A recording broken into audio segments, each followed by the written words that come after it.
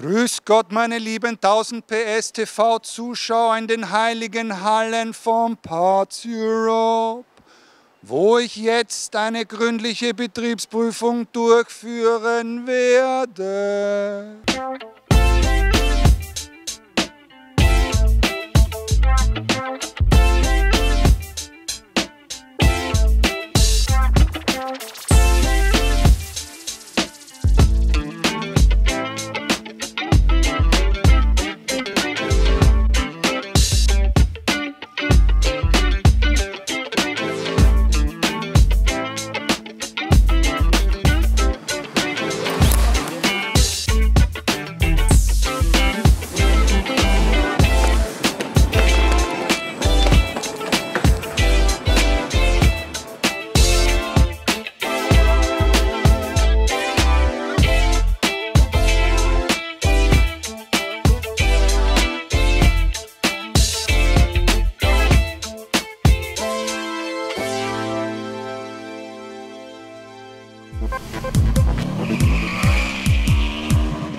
Warum so ein spezielles Intro, werden sich einige von euch, werden sich wahrscheinlich alle von euch fragen. Einfach weil ich euch diese Imposanz dieses Gebäudes näher bringen wollte. Ich wollte jetzt absichtlich nicht Lager sagen, obwohl es natürlich eine riesige Lagerhalle ist, aber das wird diesem Parts Europe Gebäude nicht ganz gerecht. Es sind nämlich nicht nur gestapelte Kisten in Regalen, sondern da ist dermaßen arge Logistik dahinter. Da werden die Pakete, die ihr hier jetzt hinter mir seht, nicht nur gestapelt, sondern auch jeweils erfasst, können dann blitzartig herausgeholt werden, weil man genau weiß, wo was ist. Und die Verpackung der einzelnen Teile, die dann versandt werden, die ist überhaupt unfassbar mit diesen blauen Kisten, und dazu kommen wir jetzt gleich.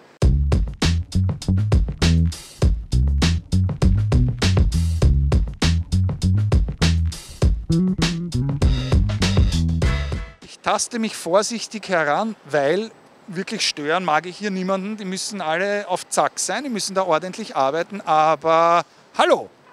Oh, total entspannt und ruhig, irrsinnig cool. Hallo, ich bin der Martin, wer bist du? Die Nathalie. Hallo Nathalie.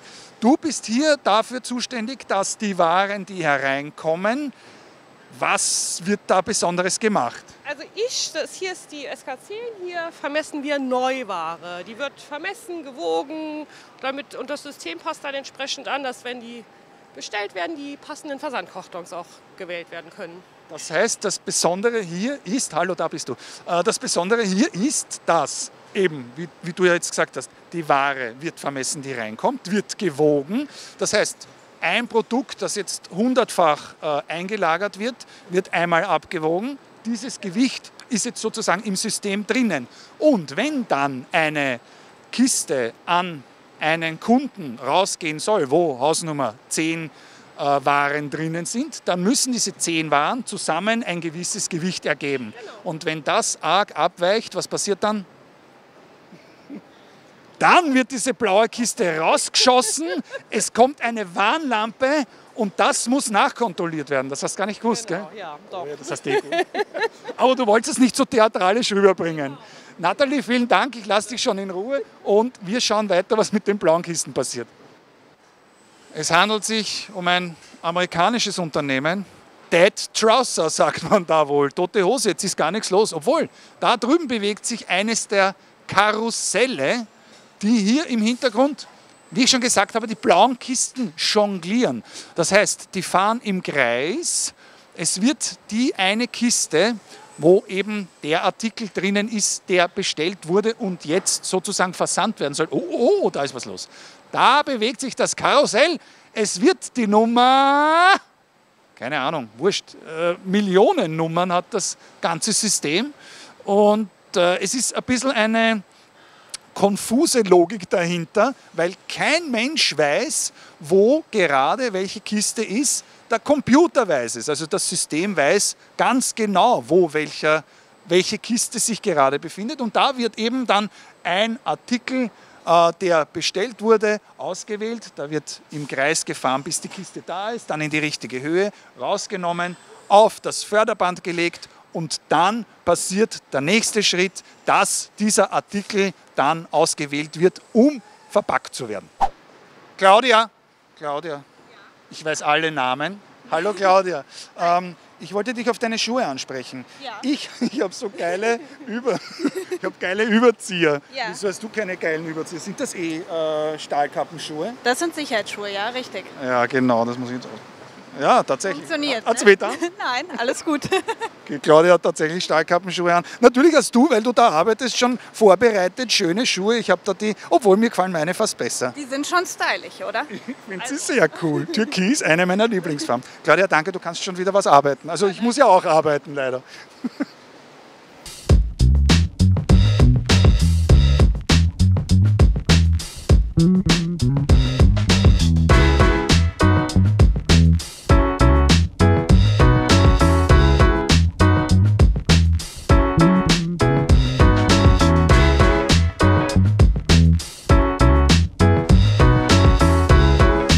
Jetzt sind wir bei dem Bereich, wo ich euch gesagt habe, diese blauen Kisten, wo die diversen Artikel drinnen sind, werden zu dieser Station hergeführt, wo dann der junge Mann die einzelnen Artikel auch in dieser gewissen Menge zusammengesucht werden und dann in die Kiste gegeben werden, so wie sie der Kunde halt bestellt hat. Puh. Da lässt sich keiner irgendwie erschrecken. Sehr. Wer bist du? Ich bin der Stefan. Hallo Stefan. Du, habe ich jetzt gerade erklärt, bringst da sozusagen die einzelnen Produkte aus den verschiedenen Kisten in den Karton zusammen, der dann versandt wird. Ist das, bei uns heißt es, ist das ein Orgehocken oder Orgehocke.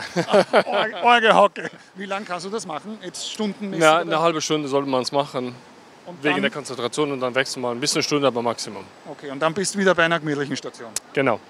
Cool, ja, aber ich sehe schon, du machst das sehr gut und jetzt musst du 3/4 Stunde stehen, weil wir quatscht haben. Danke fürs Plaudern. Kein Problem, danke schön auch. Viel Spaß. Danke.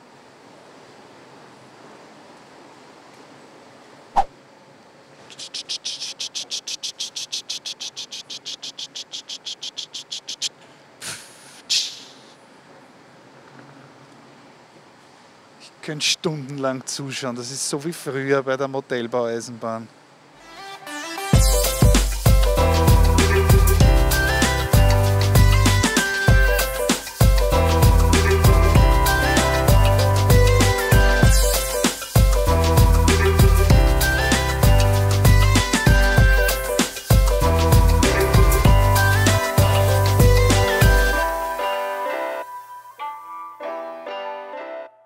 Und da sind wir jetzt bei der Station, wo die Waren schon in die Pakete gelegt wurden und wo sozusagen noch die Kisten verschlossen werden, wo dann noch Füllmaterial reinkommt, damit es nicht herumkugelt, dass die Ware auch wirklich schön und sozusagen unbeschädigt bleibt. Das heißt, da sind alle Sachen schon drinnen und ich frage jetzt den netten Herrn, ist schon wieder der Stefan, na, ihr werdet geklont, oder? Ja, wir sind liberal, wir müssen sehr flexibel sein. Sehr flexibel. Er hat jetzt schon wieder seine Station verlassen und ist hier bei der Station. Und das heißt, du verpackst hier die Sachen, gibst Zusatzmaterialien ein und dann wird es zusätzlich verpackt. Wie groß die Kisten sind oder sein müssen, das entscheidest du oder der Computer? Der Computer macht das. Alles entscheidet der Computer. Das heißt, die Kiste wird so groß gewählt, dass alles hineinpasst. Und du checkst noch einmal die Lage, ob alles so drinnen ist, wie es sein soll. Genau, nur dass es ordentlich verpackt ist, dass alles nicht kaputt geht und dass es sicher zum Kunden ankommt. Ausgezeichnet. Ja. Danke dir fürs Plaudern. Ja. Deine Kiste ist angekommen, die wolltest du unbedingt mitnehmen. Nicht vergessen. Was heißt meine Kiste? Die ist schon fertig, die du bestellt hast. Ach du meine Güte. Okay. So geht das. Also das habe ich. Ja, so geht das bei Parts Europe. Ich habe sie tatsächlich vor einer halben Stunde bestellt. Wie lange habt ihr ungefähr, dass eine Kiste braucht im Durchschnitt? Ja, so 20 bis 30 Minuten, abhängig von der Quantität, was in der Kiste rein soll. Okay, also normalerweise halbe Stunde, bis alles zusammengesammelt ist, verpackt ist und zum Rausschicken bereit. Ungefähr, ganz genau. Ja. Wow, cool. Also das ist mein Zeug, ich zeige es euch gleich.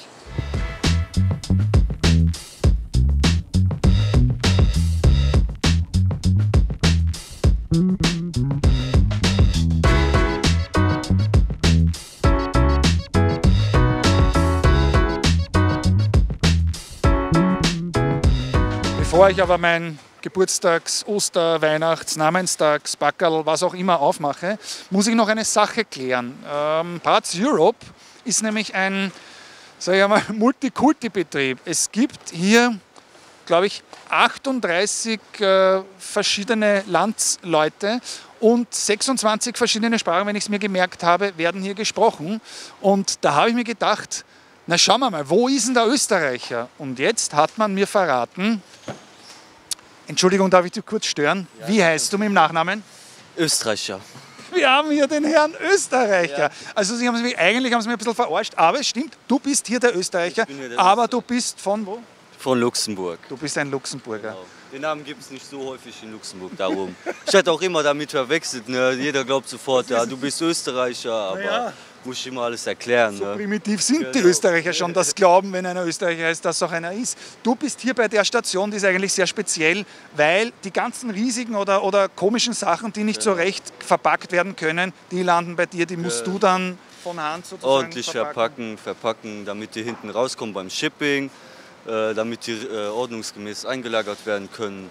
Das ist es. Das ist eine Knochenarbeit, aber sie macht Spaß. Das stimmt. Man muss gut aufpassen, weil wir eben die letzte Station sind. Nicht, dass wir was rausgeben, was irgendwie kaputt gehen kann im LKW oder im Flugzeug dementsprechend. Also. Ich danke dir. Danke dir, Herr Österreicher. So, und bevor ich jetzt aber wirklich mein Superbackel aufmache, schauen wir noch zu einer Sache, die vielleicht nicht jeder weiß. Reifen sind auch ein ganz, ganz wichtiges Thema bei Parts Europe. Ich schaue jetzt dorthin. Es werde Licht, sagt der Scheinheilige. Na, noch einmal. Es werde Licht, sagt der Scheinheilige. Es werde Licht, sagt der Scheinheilige. Es werde Licht, sagt der Scheinheilige. Und es wird Licht. Das ist ein Bewegungssensor, nur ganz nebenbei.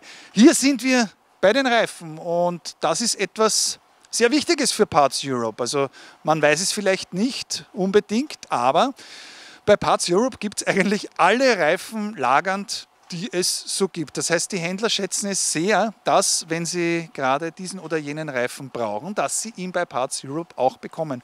Und warum das so ist, sehen wir, glaube ich, sehr gut an diesem riesigen Lager. Also ich kenne mich nicht aus, ich weiß nicht, ob sich irgendein Mensch hier auskennt, aber wie gesagt, der Computer kennt sich ja eh aus.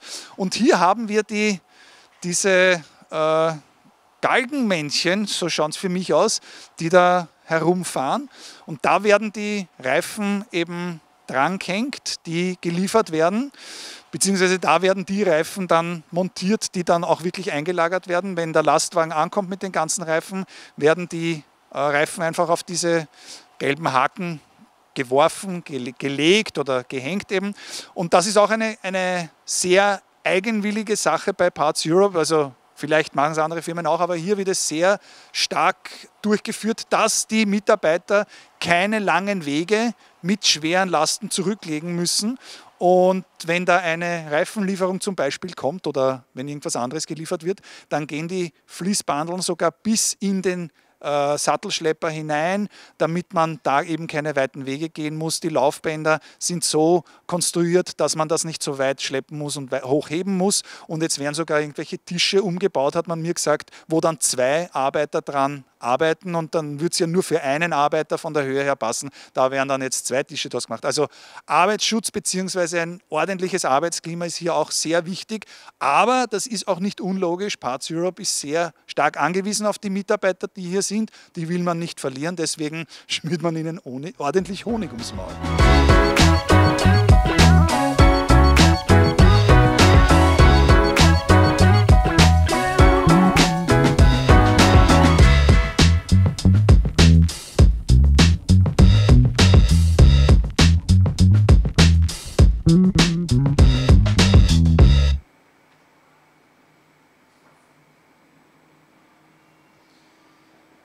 Diese roten Röhrlen hier überall sind nicht vielleicht coole Deko oder so Zierstreifen, sondern die haben schon einen Sinn. Hier sieht man es vielleicht sogar.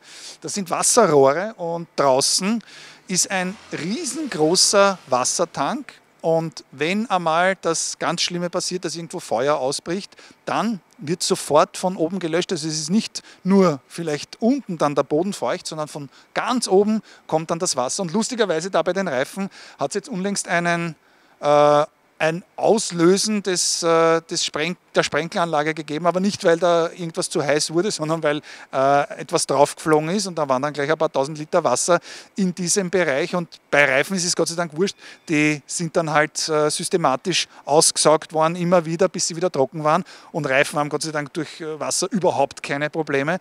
Aber bei solchen Kartons, das wäre schon heikel gewesen, aber es ist ja Gott sei Dank nicht passiert.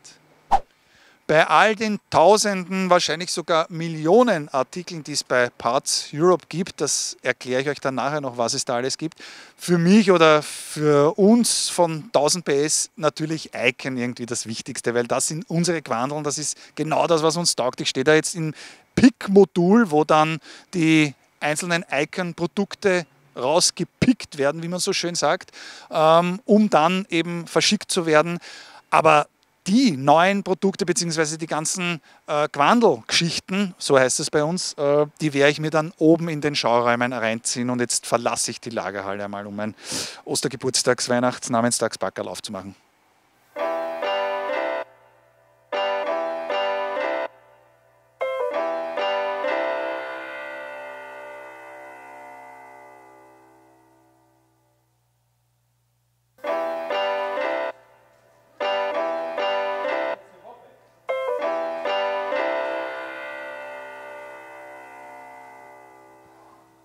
So, hier der Raum, wo man sich ein bisschen entspannen kann. Da machen die Leute von Parts Europe ihre Sitzungen, beziehungsweise da machen die Leute von Icon ihre Sitzungen. Eine der vielen Marken, die es bei Parts Europe gibt, da auch schön dekoriert.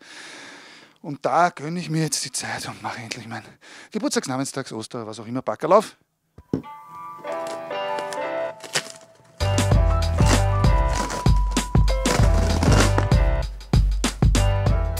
Die Backen von Parts Europe kann man nicht viel besser aufmachen, die sind so gut verklebt, die muss man dann so aufreißen. Nicht, dass ich das gerne machen würde, aber schauen wir mal, was da ist. Packliste interessiert niemanden. Ja, Immer'n, würde Freund Zonko sagen. Das ist es. Na, passt auf, jetzt wird's staunen. Valentin, hallo, ich bin hier drüben, auch wenn ich ihm sehr ähnlich schaue. Du bist so gemein. Tada! Ja, Icon gekleidet, Icon Showroom.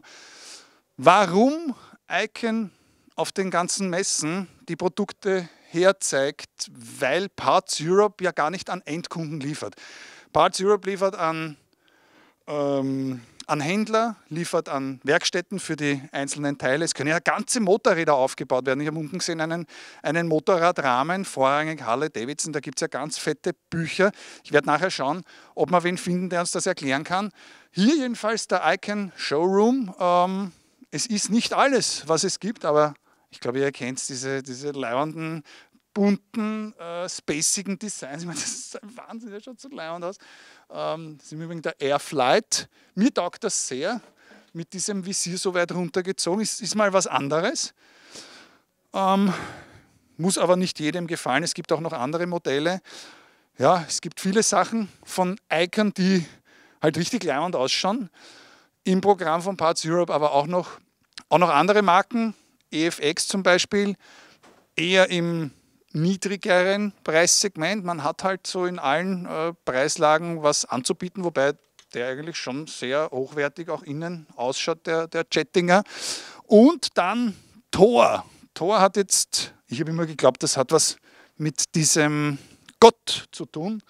Jein, also ich meine, die Designs schauen göttlich aus, aber es kommt eher von früher mal. Da haben wir solche Retro-Shirts. Und dieser Hallmann-Schriftzug, das ist kein Scherz oder irgendeine Erfindung, so wie das vielleicht viele Firmen machen, dass sie so etwas Retromäßiges draufdrucken. Nein, Thorsten Hallmann war der Gründer von Thor. Das ist ein Schwede, Sehr witzig, die ganze Geschichte. Der ist nach Amerika gegangen, der hat einen ganz argen Fahrstil gehabt. Der hat sich dann gleich einmal irgendwie behauptet hier in den amerikanischen Rennserien und ist draufgekommen, es gibt eigentlich keine Bekleidungsprodukte, die Protektoren irgendwie verbaut hätten und hat dann irgendwie mit diesen Brustpanzern und den ganzen Protektoren ein Mördergeschäft gemacht und Parts Europe hat diese Firma Thor jetzt integriert. Der Thorsten war das. Und apropos Thorsten, jetzt schaue ich einmal, ob wir unseren alten Bekannten, den Thorsten Stephan von Parts Europe und Icon irgendwo finden.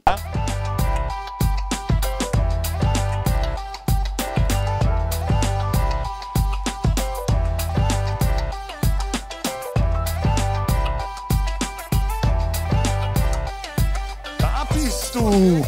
Wo hast du dich denn versteckt? Ich habe schwer zu tragen. Er ist immer am Arbeiten. Der arme Thorsten Stephan. Was hast du da überhaupt? Ich habe hier die kleinen Kataloge Fatbook und Oldbook für den Harley-Bereich. Oh, ich kann auch nicht länger halten. Das ist. Oh. Ich meine, Entschuldigung. Das ist ja unfassbar. Ich meine, also irgendwelche Kataloge, da waren unsere österreichischen Telefonbücher zu ihren besten Zeiten ein Dreck dagegen. Ein Lerchalschass, sagt man bei uns. Und das ist ja eh nicht alles, oder? Also Fatbook und Oldbook sind eher diese Custom-Geschichten. Sagen wir mal so, das ist alles Harley, V-Twin-Bereich. Das Oldbook eben für die älteren Harleys und das Fatbook eben für die neueren Harley-Modelle. Wir brauchen 2 Kataloge, um alles unterzukriegen. Na geht, das wäre doch gegangen, oder? In einem. Ja, wär doch ganz easy zum Tragen. Ja, es ist ein bisschen unpraktisch. Ich will es nicht ruinieren. Es ist ja auch ein ganz dickes Papier. Nein, es ist total dünn. Ungefähr 2000 Seiten einer. Das Fatbook 2000 Seiten. Unfassbar. Ist aber auch nicht alles. Dann Nein, haben wir noch Street, wir haben Parts Europe. für jedes Segment haben wir einen wunderbaren Katalog. Wir haben für den Straßenbereich den Street-Katalog. Wir haben nur für Reifen, Werkzeuge und Pflegemittel einen separaten Katalog. Wir haben für Roller einen separaten Katalog. Wir haben für den Offroad-Bereich einen separaten Katalog. Wir haben für ATV, für UTV, für Snowboards, für alles Mögliche, was wir so anbieten, separate Kataloge. Danke, Thorsten. Hallo, hallo im Übrigen. Wir waren jetzt so begeistert von den Katalogen. Dankeschön. Ich habe ja schon alles mir mehr oder weniger angeschaut in der Halle drüben. Ich möchte jetzt schon aber auch ein bisschen zur Geschichte kommen. Für mich war jetzt diese Halle mit dieser Logistik schon extrem interessant. 16.500 Quadratmeter sind es zurzeit, darauf komme ich später noch. Genau. Und das funktioniert ja alles ausgezeichnet. Es hat alles vor über 50 Jahren, glaube ich, angefangen. Fred Fox hat die Parts Unlimited gegründet, kann man das so sagen? Das kann man so sagen. Parts Unlimited ist eines unserer Tochterunternehmen oder umgedreht eher. In Amerika ist da der größte Lieferant von Zubehörteilen in Amerika überhaupt. Und dann gibt es auch noch Parts Canada. Und dann hat sich der Fred Fox überlegt, okay, machen wir auch Parts Europe und hat sich hier in Wasserliesch in Deutschland niedergelassen. Ja. Irgendwie ein extrem schlauer Hund, sage ich einmal, weil er befunden hat, von hier aus lässt sich Europa am besten bedienen, oder? Das war genau der Grund. Wir können also von hier aus, sind ganz nah an der luxemburgischen Grenze, ganz nah an der französischen Grenze, können wir fast ganz Europa innerhalb von einem Tag mit unseren Produkten erreichen. Das heißt, Händler, die bei uns bestellen, bis 17 Uhr haben die Ware dann am nächsten Tag im Laden. Ja, wir haben auch gesehen, einen Flyer, Samstag bestellt, Montag geliefert. Und ich habe es gemerkt an meinem Paket, das mir ausgehändigt wurde. Das hat tatsächlich weniger als eine halbe Stunde gedauert. Also so ein kleines Ding, wo ein paar Leiberl und Kapperl drinnen sind, geht urschnell. Also es wurde echt sozusagen die Probe aufs Exempel gemacht. Und die großen Teile, haben wir gesehen, dauern jetzt auch nicht viel länger. Und Reifen und die ganzen Sachen, das ist jetzt eine Herausforderung, die wie viele Leute schaffen? Insgesamt haben wir hier in Wasserliesch im Büro 250 Leute. Wir suchen aber dringend noch weitere Mitarbeiter. Also 20 mehr wären super. Wir haben Stellen ausgeschrieben, kann man bei uns auf der Webseite nachgucken, Parts Europe EU. Da gibt es halt eine ganze Rubrik mit Jobs. Vielleicht ist was dabei. Muss man schauen. Wir haben jetzt jedenfalls die Kataloge und weil ich hier sehe, das auch noch, eine Deutschlandflagge, also das heißt das deutsche Exemplar, hier etwa das englische Exemplar. Und wenn du so lieb bist, lieber Thorsten, schauen wir uns kurz noch die Abteilungen an, was wo ist, weil es gibt ja eine eigene Abteilung, wo dann diese Kataloge übersetzt werden. Schauen wir einfach in die Richtung. Was haben wir da? Also das ist erstmal das englische Sales-Team. Gehören auch die Niederlande mit dazu hier in diesem Cubicle. Dann haben wir da drüben Gehen wir weiter. Griechenland, Finnland, Schweden, Polen, Ungarn. Also, Das ist der griechische Tisch, oder? ja, das kann man sehr, sehr einfach erkennen, glaube ich. Nein, das ist gemein, der hat sich wehgetan, gell? Richtig, ja, der ist leider verletzt ausgefallen. Ich wünsche ihm auf jeden Fall gute Besserung. Der ist eher Hakler, das ist eher Viech. Frankreich ein wichtiges Land für uns, deshalb ein ganzer Cubicle voll mit Franzosen, die sich um das Kundenwohl kümmern. Ja, Dann kommen wir zum deutschen Team. So, hier mitten bei der Arbeit. das heißt, hier versteht man mich. Scusi hat er gesagt. Lustig sind sie auch noch. Ja, ein bisschen Spaß bei der Arbeit muss schon sein. So, dann geht es mal weiter ins Ausland. Okay, wir kommen hier zum spanischen Team. Das ist ein Mitarbeiter. Zurzeit, im Augenblick. Wo die anderen sind, weiß ich gerade nicht. Aber der unterhält sich ganz angeregt mit dem Kollegen aus Italien. Also hier geht es international zu. Ja, aber das passt schon. Die haben ja jetzt gerade nicht so viel zu tun. Aber es ist ja für die Leute schon, muss man sagen, Herausforderung, das alles zu managen. Ja, unser Konzept ist halt, dass wir allen unseren Kunden in der Muttersprache eben auch die Mitarbeiter in der entsprechenden Landessprache anbieten. Entschuldigung, dass ich unterbreche. Du hast 36. Also hier bei Pasiop arbeiten Menschen aus 37 Nationen und wir kommen auf etwa 26 Sprachen verschiedene. Ja, okay. Deutsch auch dabei. Aber wo ist Österreichisch? Oh, ich wusste gar nicht, dass es eine eigene Sprache ist, aber wir haben immerhin einen Mitarbeiter, der heißt Österreicher und das sollte reichen, finde Ich habe ihn kennengelernt. Er ist ein Luxemburger, er heißt Österreicher. Aber es ist in Ordnung, lasse ich gelten. Wir schauen weiter. Was haben wir hier? Ja, hier ist das die Presseabteilung und das Eventteam. Ja, wir sind auf sehr, sehr vielen internationalen Messen am Start, um halt zum Beispiel Icon, Tor oder Moose Racing zu zeigen. Und ja, das Eventteam kümmert sich darum, dass Messestände gebucht werden, dass die richtig aufgebaut werden, dass wir alle in einem Hotel schlafen können und nicht unter der Brücke. Also Fulltime-Job. So, hier sind wir bei den Übersetzern. Und hallo, du bist die Deutsche. Ja.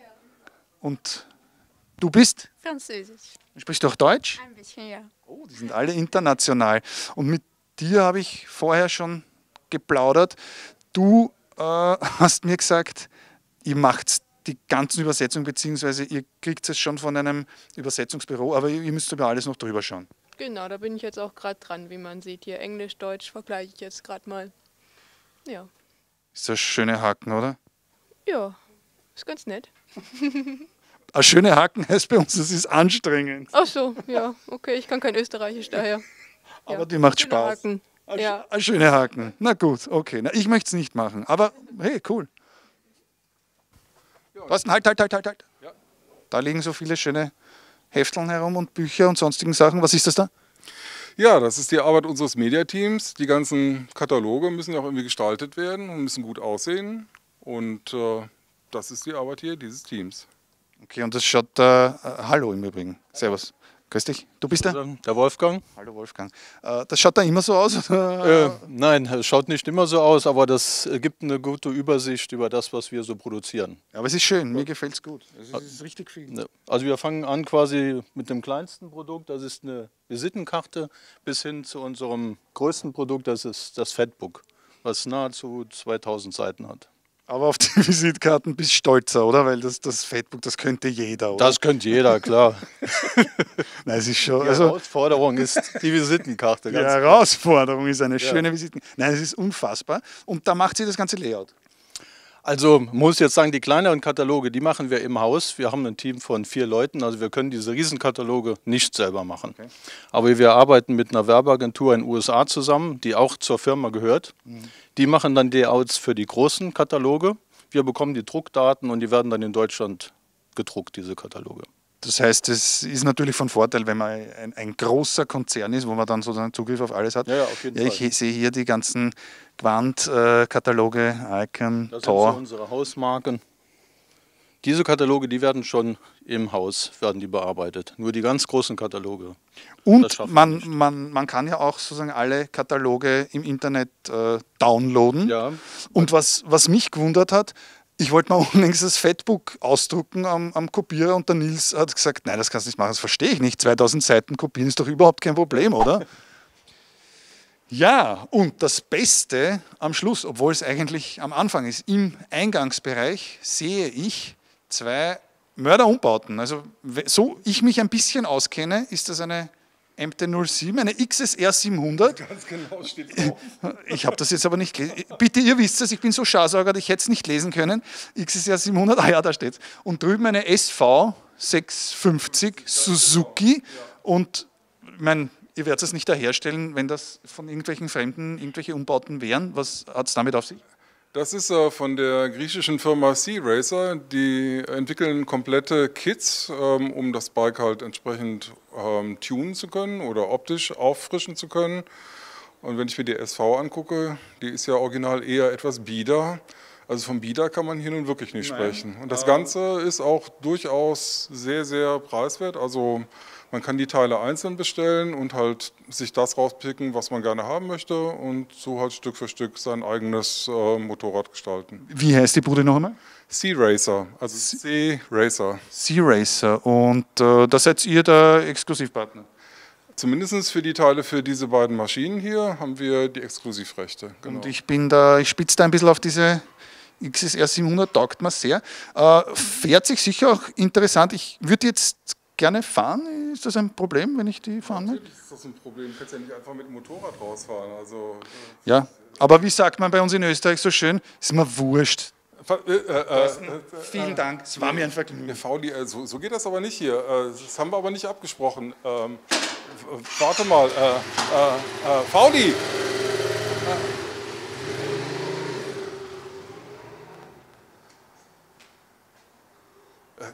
Der fährt ja einfach mit dem Motorrad davon.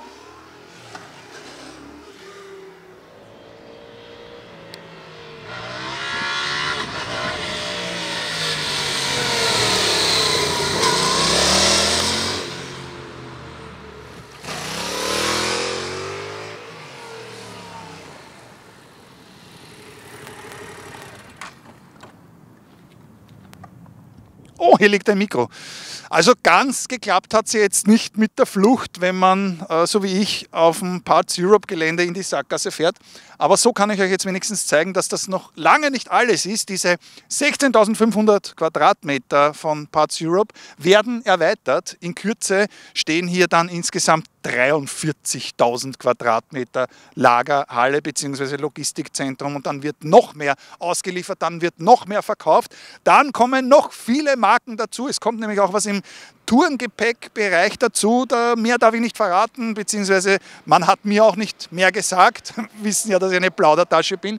Ich hoffe, es hat euch gefallen, der kleine Rundgang durch die eben Lagerhallen, durchs Logistikzentrum, durch die Büros von Parts Europe. Eine coole, sympathische Firma meiner Meinung nach, die halt jetzt nicht an den Endkunden liefert, aber beim Händler kriegt sie die Sachen. Icon für mich so und so, ganz was Leiherndes.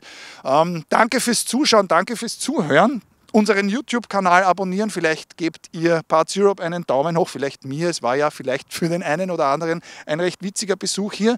Auch einen Daumen hoch für die geile XSR 700, schaut echt leibend aus mit dieser Startnummern-Tafel, aber macht euch selber ein Bild davon, bleibt dran, schaut die anderen Videos und tschüssi!